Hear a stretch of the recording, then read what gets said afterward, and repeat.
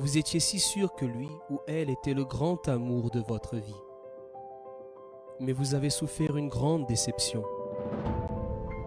Vous avez investi tout ce que vous aviez, croyant que cette affaire sera un grand succès. Mais c'est un échec. Même avec toute cette dédication et amour, le manque de respect des enfants est constant.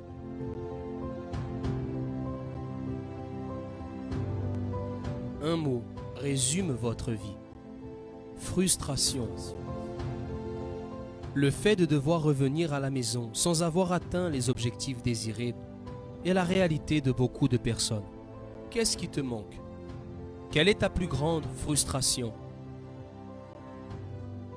Sachez que tout cela est le résultat du manque principal dans votre vie, à savoir le Saint-Esprit. Sans lui, à quoi vous servira les autres choses?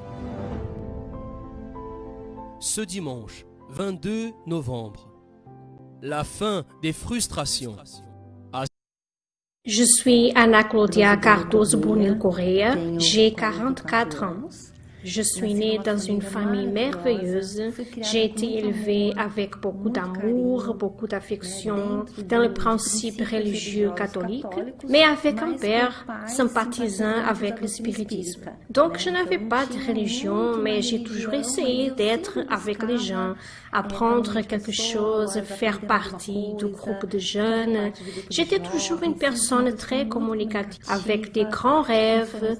Je voulais me former, fonder une famille, toujours penser à ma famille, qu'elle soit fière de moi et de leur redonner tout ce qu'ils m'ont donné. C'est à ce moment-là que j'ai commencé l'université. Que m'est-il arrivé pendant cette période? En 2005, je suis la fille aînée. À l'époque, j'avais 29 ans. Dans toute cette histoire, une sœur de 25 ans. Et ma mère avait 50 ans. En 2005, ma mère a eu un anévrisme, soudainement. Et c'était très difficile parce que je commençais à construire ma vie, une relation, un rêve, un mariage, pour pouvoir tout leur rendre, ce qu'ils ont fait pour moi. Ma sœur construisait sa vie aussi dans le domaine de l'aviation. Elle avait 25 ans. Donc, pratiquement, mon père était dans un moment de sa vie où ses filles avaient déjà une vie organisée. Sa part avait été faite. Soudain, ma mère a eu un anévrisme. Donc, c'était très difficile. Le rôle d'une femme dans une famille est quelque chose de si précieux. Je pense que quiconque perd une mère comprend ce que je dis. Il est très difficile de perdre notre mère. J'avais une foi, mais une foi normale.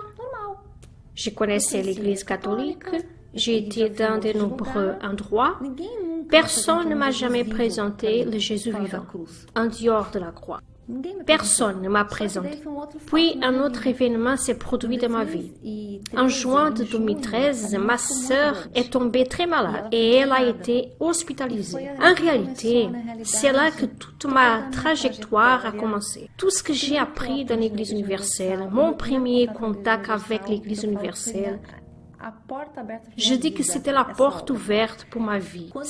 Quand ma sœur était dans cet hôpital, le deuxième jour où elle allait très mal, une personne de son immeuble est allée faire preuve de solidarité envers ma famille. J'ai regardé cette personne. Elle semblait que je le connaissais depuis des années. Je ne l'avais jamais vue. Je ne savais rien de l'Église universelle. Je n'ai jamais reçu d'invitation. Personne ne m'invitait jamais. Mais de temps en temps, je voyais les clips de la thérapie de l'amour à la télé. Je trouvais que tout était si beau, mais je ne comprenais rien. J'ai vu la chaîne, j'ai trouvé que les couples étaient beaux, mais je n'ai rien compris. Et j'ai pensé, sera que l'Église universelle est loin? Et j'ai fini par oublier, jusqu'à ce que je demande. C'était le Seigneur Jésus lui-même. Il levait sa main vers moi, ce dimanche-là, à travers de cette fille, Denise. J'ai dit, êtes-vous de l'Église universelle? Elle s'est figée et m'a dit, je suis il y a seulement 10 ans. Je me suis arrêtée, je l'ai regardée et j'ai soupiré.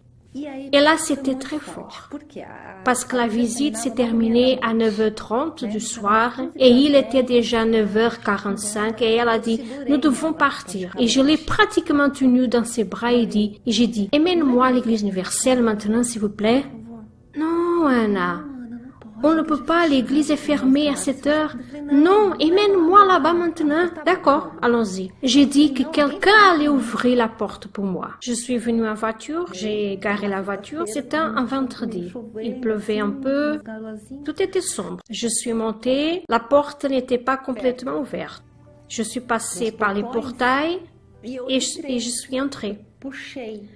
La lumière de l'église était éteinte, mais l'hôtel m'attendait.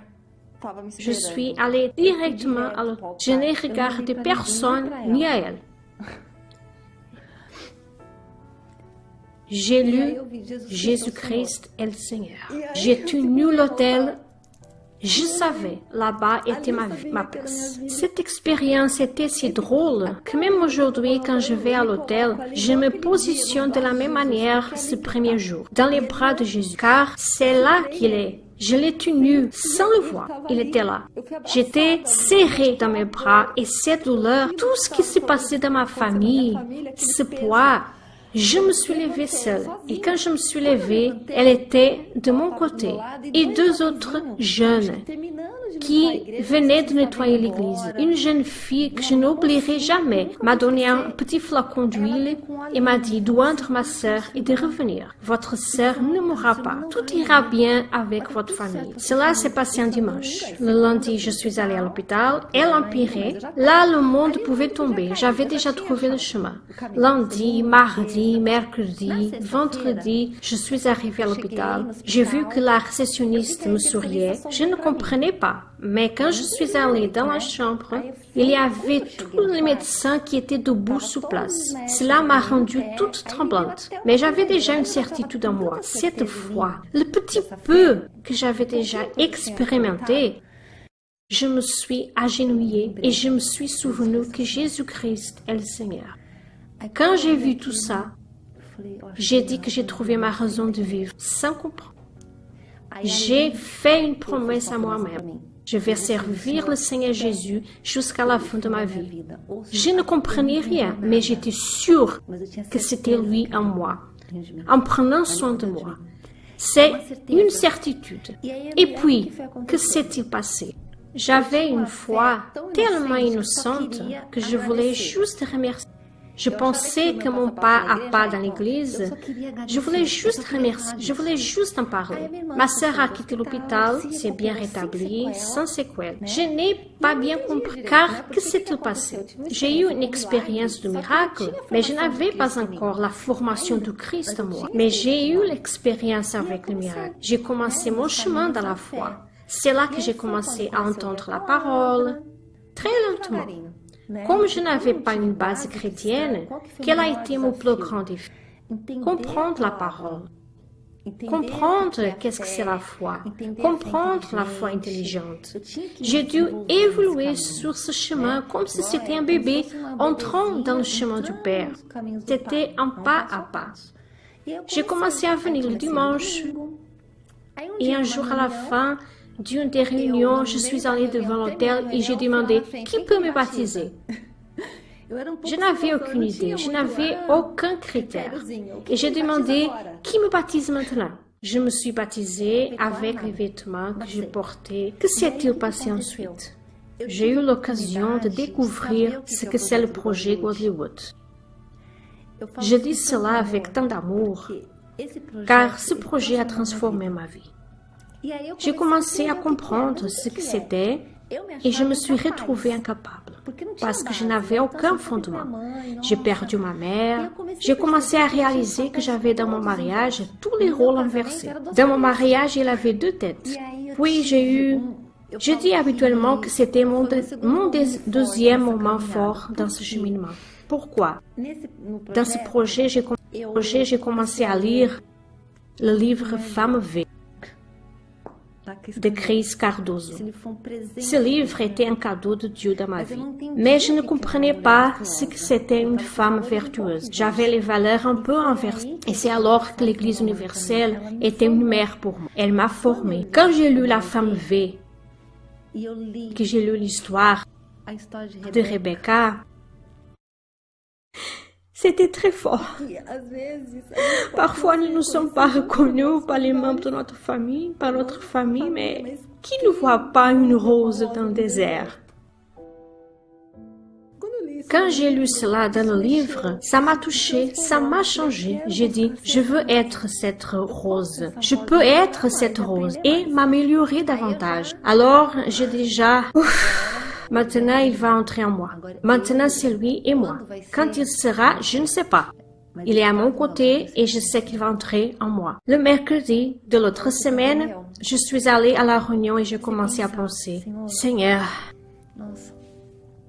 je me sens comme Marie-Madeleine. Je t'aime tellement que ma vie est pour te servir. Je me suis souvenue de tout mon processus. Et dans l'hôtel, j'ai fait ma prière. J'ai plié les genoux et j'ai ouvert le passage de la Bible de la femme vertueuse. C'était une chose tellement simple. Il était là. C'était une expérience dont je ne peux pas parler. Tellement belle c'était. Depuis ce jour, je n'étais plus la même personne. Car tout ce qui manquait est fini. Est fini. Plus de douleur, plus de poids. J'ai commencé à mieux comprendre qu'est-ce que c'est cette œuvre. Et là, j'étais sûre que lui seul en valait la peine dans cette vie. Rien d'autre n'en vaut la peine. Je suis prête à ce qu'il vienne me chercher à tout moment. Aujourd'hui, à 44 ans, je suis sûre que ce que nous plantons sur l'autel et en obéissant à la parole, je n'ai jamais manqué de rien, puisque je suis dans la foi et que je ne manquerai jamais. Mais tout ce que je pense, c'est que des églises soient ouvertes, parce que la seule restauration de l'être humain est la parole du Seigneur. Aujourd'hui, nous avons l'Église universelle dans le monde. Si les gens comprenaient cela et supprimaient ce préjugé, elles recevraient ce que j'ai reçu. Malheureusement, les gens ne l'ont pas encore compris. Alors, quelle est aujourd'hui ma vie? Est vivre pour lui. C'est avoir un témoignage dans mon mariage, dans ma vie personnelle, comme épouse. J'ai tout appris ici.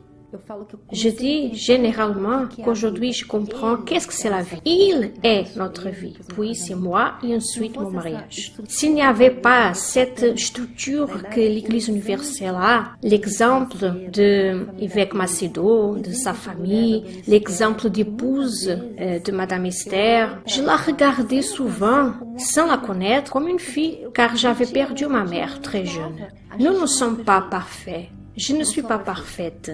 Mais Dieu ne veut pas le parfait, il veut le sincère.